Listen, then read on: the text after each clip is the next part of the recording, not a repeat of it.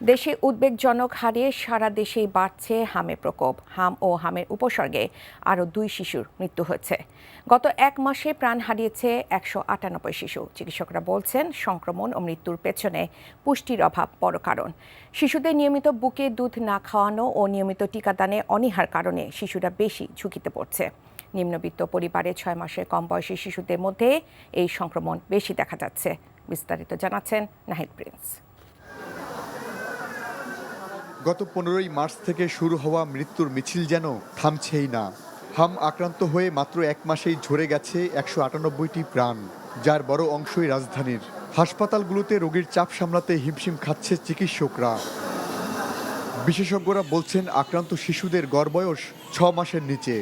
মূলত পুষ্টির অভাব আর মায়ের বুকের দুধ ঠিকমতো না পাওয়ার কারণেই কমছে শিশুদের রোগ প্রতিরোধ ক্ষমতা।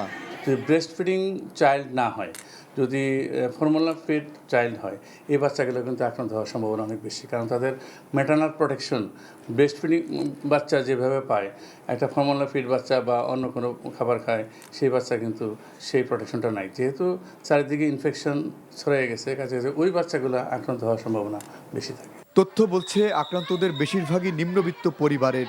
মূলত কোভিডের ধকল কাটানোর পর নিয়মিত টিকাদানে অবহেলায় শরীরের রোগ প্রতিরোধ ব্যবস্থা কার্যত ভেঙে পড়েছে। ফলে সাধারণ সংক্রমণও রূপ নিচ্ছে প্রাণঘাতী জটিলতায়। কোভিডকালীন সময় 2020, 21, 22 এই সময় কোভিড ছিল, অনেক আমরা বের হই নাই, মারাও বের হয় না। অনেক বাচ্চাগুলোকে টিকা সেন্টারে নিয়ে যায় নাই। এখানে একটা গ্যাপ আছে, বিশেষ করে 9 মাস সে টিকা পেয়েছে, অনেক সময় 15 মাসের টিকা পায়নি, অনেকে 9 মাসের টিকাও তারা দেয়নি। সেই সাথে গত ইন্টারিম গভর্নমেন্টের সময় কিন্তু অনেক সেন্টারে টিকা ক্রাইসিস ছিল। হার্ড ইমিউনিটির এই সিস্টেমটা কিন্তু নষ্ট হয়ে গেছিল।